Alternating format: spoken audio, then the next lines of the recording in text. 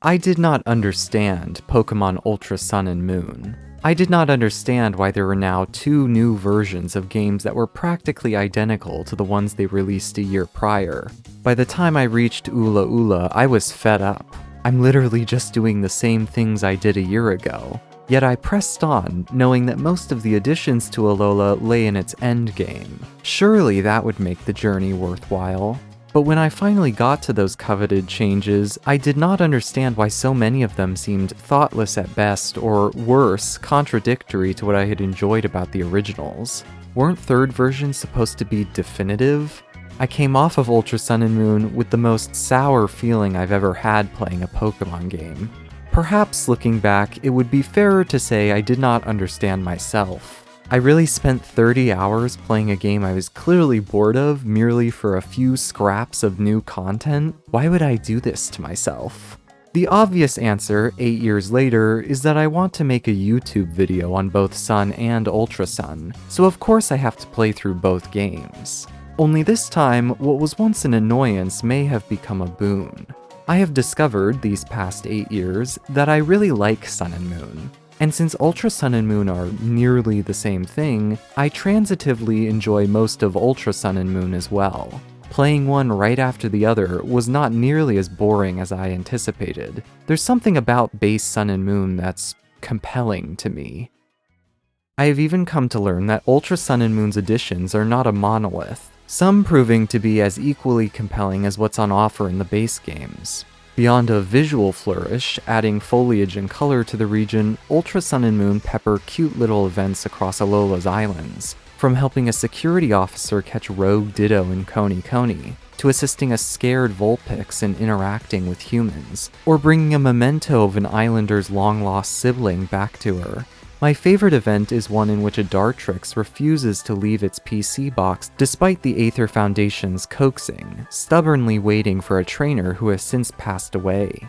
On Ula Ula, we find that trainer's relatives and entrust the Dartrix to them. I can't believe it couldn't leave the box because it was so attached to my father. It seems like a strong bond can be a burden sometimes. This is a great little scene, one that buttresses the original game's understanding of boxes. Speaking of great scenes, Guzma's been given an altered ending. Hao reminds him that though he did not win the island challenge, so to speak, he still gained value from it, meeting a partner Pokémon he would spend the rest of his life with alongside a makeshift community of like-minded people. Who knows, maybe kids like you can make the island challenge actually mean something again, Guzma states, right before handing us a grip claw, symbolizing the grip the island challenge had on his self-worth. I'm gonna make sure everyone knows they can be something great, whether they choose to do the island challenge or not. Yes! Moments like this are Ultra Sun and Moon nailing the assignment. The games are explicitly stating aloud what Sun and Moon implied but could not quite commit to. It is a more fitting ending for Guzma than going back into the fold to train with Hala. In a similar vein, Ultra Sun and Moon have a more considered take on the Ultra Beasts. Truthfully, I'm not a huge fan of how Sun and Moon contextualize the UBs. In Mali City, as well as in the post-game episode, it is revealed that much of Alolan culture is a consequence of interactions with the beasts. They formed the basis of their legends. The Z-power is residual ultra wormhole energy, and we even learn that the legendaries shone its light on Alola's kings, brought nature's gift to bless all things, and gifted power to the Tapus.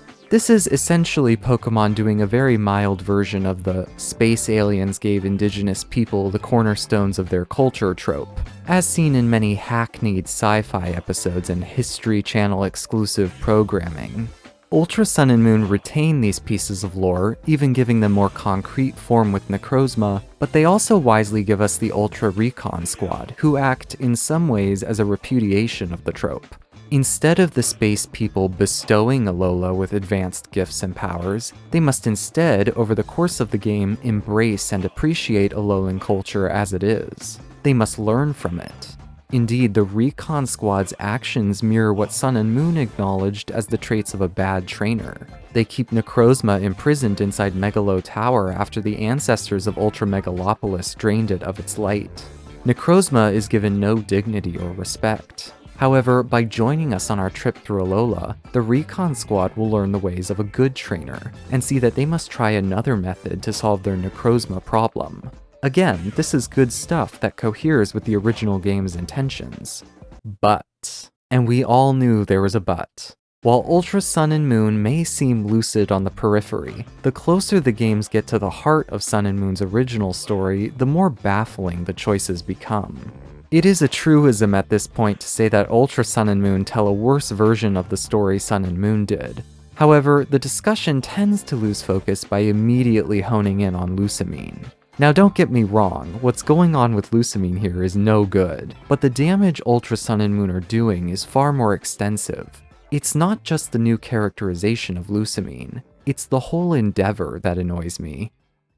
At the core of Ultra Sun and Moon lies a conceptual failure, that we can swap out one or two critical moments of the original story for another, retain 95% of the same material as that original story, and somehow expect that to make sense. Bluntly, this is not how stories, or at least good stories, work. Stories are built from order and causality, the idea that one scene must occur after another, that one scene causes the next, distinct yet related. A story should flow inexorably from its preceding parts. Consequently, if your story is so lacking in specificity that its ending can be completely interchanged with something else, and it still works, then that is a scathing indictment of the entire story, not just its ending. And based on Ultra Sun and Moon's alterations, one can only wonder how lowly these games imagine their original counterparts to be.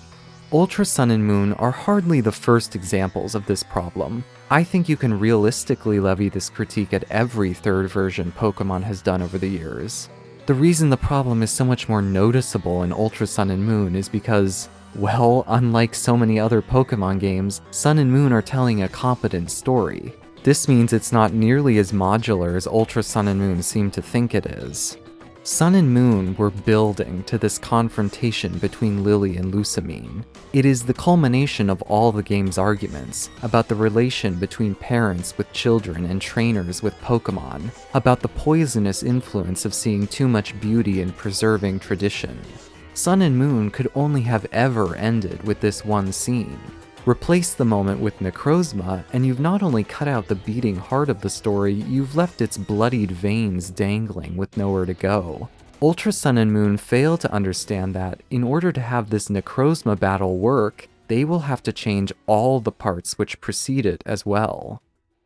The biggest and bloodiest vein is Lily. There are oddities everywhere. Ultra Sun and Moon retain their focus on clothes as a source of autonomy, but the connection is weaker and ill-defined. Why is Lily dressed the way she is? Lusamine doesn't have that same obsession with Nihilego anymore. More to the point, it's difficult to see why the version of Lusamine in Ultra Sun and Moon would care so much about controlling her children in such a way. Recall that Sun and Moon's rationale for doing so was because they wanted to compare Lusamine to that of a trainer who only treats her Pokémon with respect when they obey her commands. Accordingly, her motive was to collect the Nihilego and make it a part of her private collection, which again is called Lusamine's PC. But in Ultra Sun and Moon, her motive is to save Alola from Necrozma, something which doesn't map onto the role of a trainer as clearly as Lusamine previously did for catching and Guzma did for battling.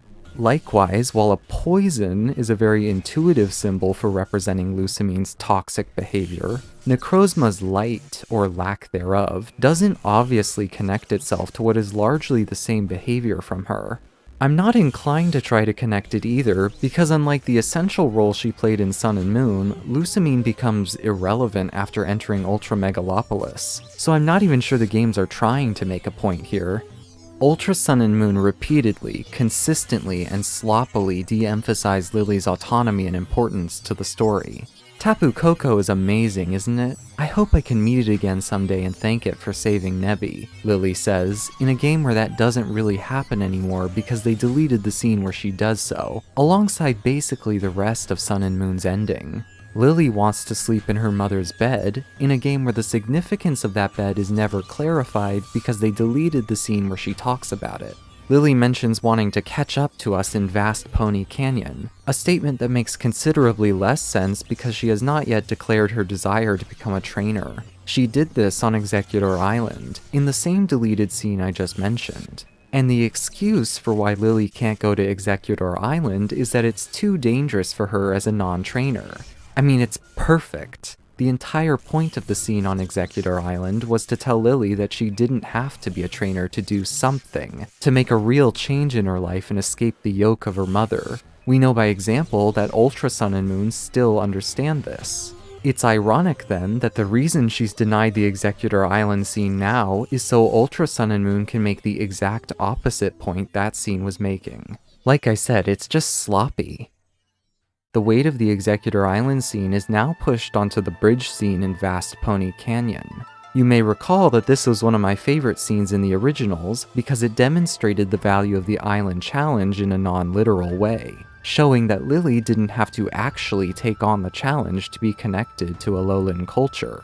The Ultra games have stripped the scene of this playful metaphor entirely. She no longer compares herself crossing the bridge to her completing a trial, instead opting to declare her desire to battle alongside Pokémon. They've even removed the animation of her activating her Z move, the most fun part of the scene.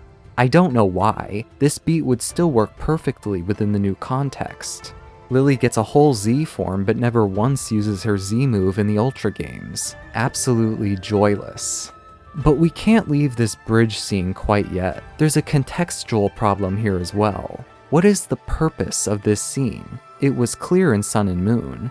Vast Pony Canyon acts as the victory road equivalent for both the player and Lily. Crossing the bridge was the game declaring Lily able to confront her mother. She is now ready for her champion battle. Except that obviously doesn't work anymore in a game where Lily doesn't have that battle. So what is this scene declaring Lily ready for? Now that she's able to cross this bridge, what will she do with this newfound strength? Ultra Sun and Moon may have had the opportunity to answer these questions if the bridge scene wasn't effectively the last thing Lily does in the main campaign. I'm not joking. Like Lusamine, Lily is thrown out of the climax. She plays her flute, Necrozma interrupts, Lily doesn't go to Ultra Space with you, wishes us luck on our island challenge when we get back, and then you don't see her again until after you've beaten the league, wherein she does not get even a single line of dialogue because again, they have heavily edited down the ending. It's such a bad look. Pokémon was apparently so embarrassed that someone who wasn't the player character hogged the spotlight for a pivotal moment, the series decided to shove her into the background so it could once again re-establish our rightful place at the top. Lily, it seems that you were right. Right to feel hurt by the suffering of Pokémon. Right to take Cosmog away. No, the one who really did everything was the player, not me. Ugh. I mean, how can you not cringe at the obsequiousness of it all? The games are practically groveling at our feet. The new Nebby scene is even more baffling. Now a completely optional event, Lily explains that she wants us to have Nebby for Necrozma's sake, and that we should also take care of Necrozma as well. Now, I was notably not a fan of the Nebby scene in the originals, but that at least had the pretense of respecting the characters involved. This scene is haphazard, completely divorced from Lily or Nebby's desires or any relation the two may have had together. We get to have both Pokémon on our team because duty calls, I guess? So if Lily's importance has been diminished, that raises an important question. Where has all the excess emphasis gone? It's gone to How. How is given extra dialogue and little addendums here and there, as we saw with the Guzma scene. On the one hand, this is a sensible choice. How is a fairly underwritten character in base Sun and Moon. He could use some more material. On the other hand, Ultra Sun and Moon don't do enough work to fix this, which is kind of the whole problem with these games. You can't add a few measly dialogue tags to a couple of scenes and expect that to reinvent the character. He's still too thin to resonate. It's never made clear what exactly How has learned over the course of the adventure other than, I need to get stronger so I can help people myself. That's just not a very interesting point of view. In that sense, maybe Sun and Moon gave How the appropriate amount of screen time. I think by now we're getting a better picture of how Ultra Sun and Moon's half-hearted ambitions don't add up. In fact, we can pinpoint the exact moment the games shatter under the weight of their alterations. It's the clash with Lusamine in Aether Paradise. This scene blows chunks in so many different ways it could easily make for its own video, but let's stick to the worst part. We understand that Lusamine is torturing Nebby to open an Ultra Wormhole, and that torturing Pokémon is a bad thing, right? I ask because Ultra Sun and Moon seems a little confused on the subject. First of all, ethics aside, the torture is completely unnecessary. The Ultra Recon Squad have another legendary in their pocket to traverse Ultra Space. That's how we get to Megalopolis once Necrozma takes Nebby. And the Ultra Recon Squad are working with the Aether Foundation. If they're trying to find someone strong enough to take on Necrozma, it would be against their interest to deny the Aether Foundation their legendary's power. In other words, there is no reason the Aether Foundation needs Nebby to open Ultra Wormholes. So what's the deal here? Does Lusamine just enjoy making Pokémon suffer for fun? It's almost as if Lusamine torturing Nebby was an event designed specifically for the context of the original story, and a new story needs to alter more than a few sporadic details and scenes to function properly. Furthermore, consider how the other characters in the game react to what's going on inside Aether Paradise. In the original Sun and Moon, Gladion left with Type Null to protect it. That was the entirety of his motivation. In Ultra Sun and Moon, Gladion takes Null so he can get stronger and aid her mother after she refuses to accept help. To be clear, the Type Null experiments are exactly the same between games. Gladion's big character change is to tacitly endorse Lusamine and Faba's experimentation on Null. Brilliant stuff here, guys. Miss Lusamine is out there trying to keep Alola safe, right? I knew she was a good person. Are these games asleep at the wheel? The scene where Lusamine openly berates her daughter is still here. The scene where Lusamine tortures Nebby, as in shoves in a cage and makes it suffer, is still here.